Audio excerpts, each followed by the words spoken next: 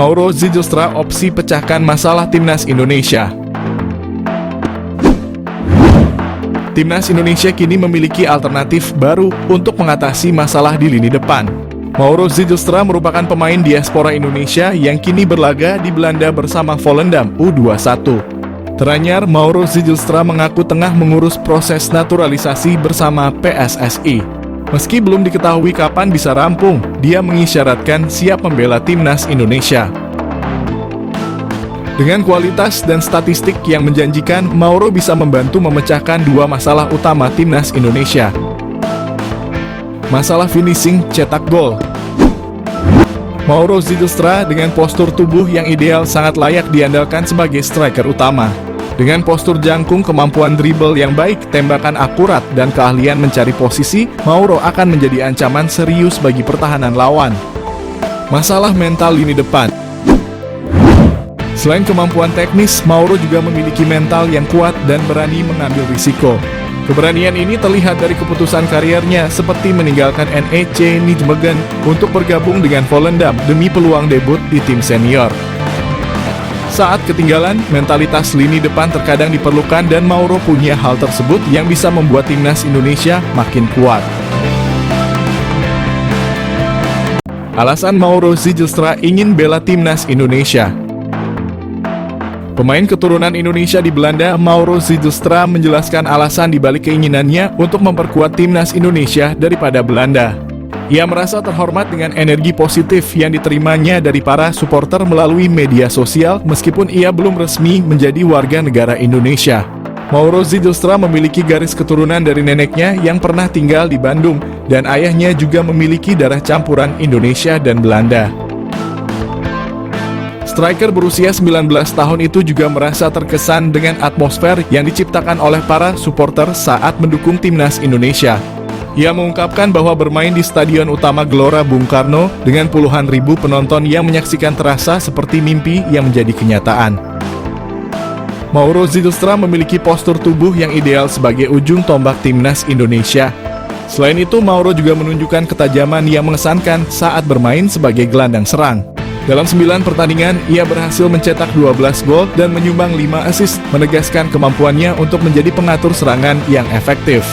Belakangan ini Mauro menjadi sorotan sebagai pemain keturunan yang akan dinaturalisasi untuk Indonesia dan ia berpeluang menjadi pilihan yang tepat untuk mengisi posisi striker yang memerlukan peningkatan kekuatan. Jika pengecekan dokumen yang dilakukan PSSI berjalan lancar, kedatangan Mauro Zijlstra ke Indonesia akan segera dilakukan. Nama baru tersebut akan dinaturalisasi untuk memperkuat Timnas Indonesia. Profit mencolok Timnas Indonesia naturalisasi Mauro Zijlstra ancaman nyata Struijk dan bintang Persis. Nama Mauro Zijlstra mencuat menjadi satu di antara opsi bomber yang layak dipertimbangkan untuk Timnas Indonesia. Bukan tanpa sebab, mengingat Mauro Zijlstra sudah terang-terangan menyatakan ketertarikannya membela Timnas Indonesia. Kode ketertarikan Mauro Zijlstra memperkuat Timnas Indonesia pernah diungkap oleh podcast pesepak bola Indonesia, Yusa Nugraha melalui kanal YouTube-nya. Meski begitu, Mauro Zijlstra tak menampik jika dirinya ingin mematangkan diri dulu berkarier di klub profesional senior baru membuka asa membela Timnas Indonesia. Namun tak menutup kemungkinan jika performanya melejit dalam beberapa tahun ke depan, ia tak akan berpikir ulang untuk menyatakan kesiapannya membela Timnas Indonesia. Mengingat sejauh ini secara performa Rafael Struijk dan bintang Persis Solo, Ramadan Sananta masih angin-anginan di lini depan Garuda.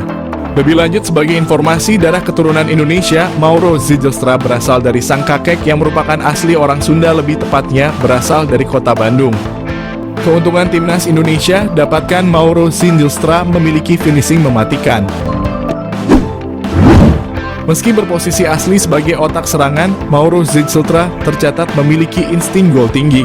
Bahkan pernah dalam satu musim, Mauro Zijlstra sukses bukukan 10 gol dan 8 assist dari 13 pertandingan saat membela FC Amsterdam U18. Terkini, ia mampu lesatkan 8 gol dari 13 partai bersama NEC Nijmegen U21 sebelum akhirnya hijrah ke Volendam U21. Keuntungan kedua Mauro Zijlstra di naturalisasi Timnas Indonesia adalah sosoknya yang dikenal multifungsi. Selain bisa dimainkan di pos penyerang tengah, Mauro Zitstra bisa juga diperankan di posisi gelandang serang. Meski begitu, posisi asli seorang Mauro Zitstra adalah gelandang serang. Multifungsinya sosok Mauro Zitstra disinyalir bakal membuat siap memberikannya menit bermain lebih.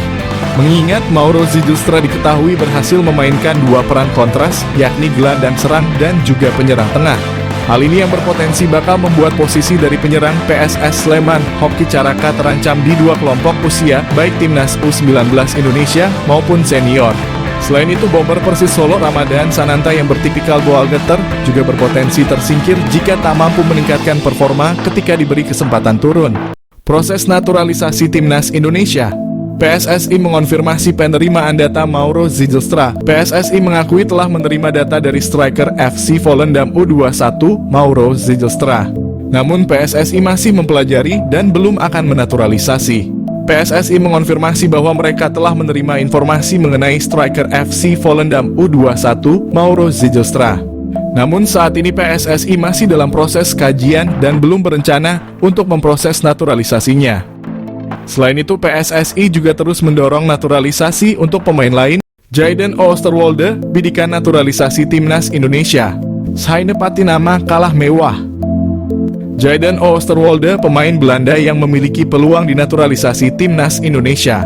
Timnas Indonesia dikenal kerap melakukan tradisi naturalisasi bagi pemain asing yang memiliki keturunan tanah air.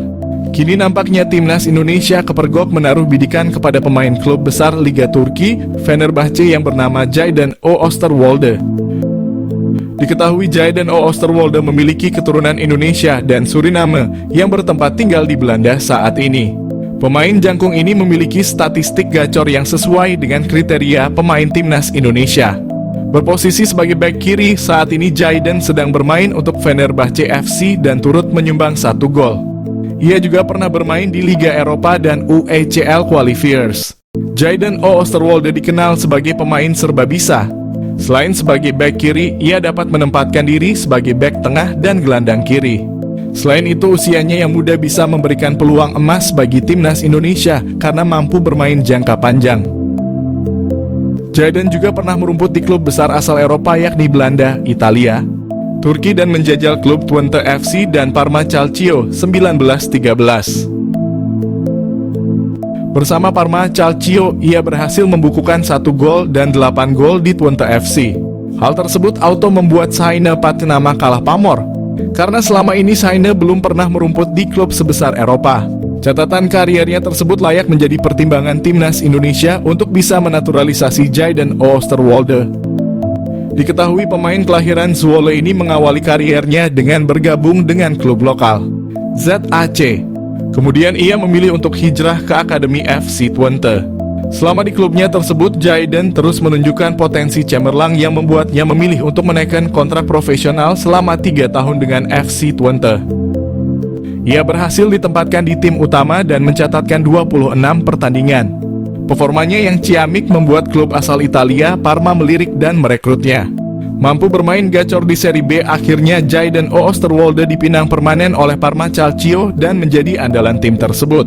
Berlanjut, klub asal Turki, Fenerbahce jatuh hati dan merekrutnya. Mengenal Jayden Oosterwolde, pesepak bola Belanda keturunan Indonesia. Jayden Oosterwolde pesepak bola profesional yang bermain sebagai bek kiri di klub sepak bola Turki, Fenerbahce. Oosterwolde keturunan Indonesia Belanda. Kabarnya, ia diajak memperkuat timnas Indonesia. Dikutip dari Transfermarkt, Jayden Quinn Oosterwolde atau Jayden Oosterwolde lahir di Zwolle, Belanda pada 2001. Oosterwolde mulanya masuk Akademi FC Twente. Disinilah ia mengasah keterampilan dasar dan taktik permainannya.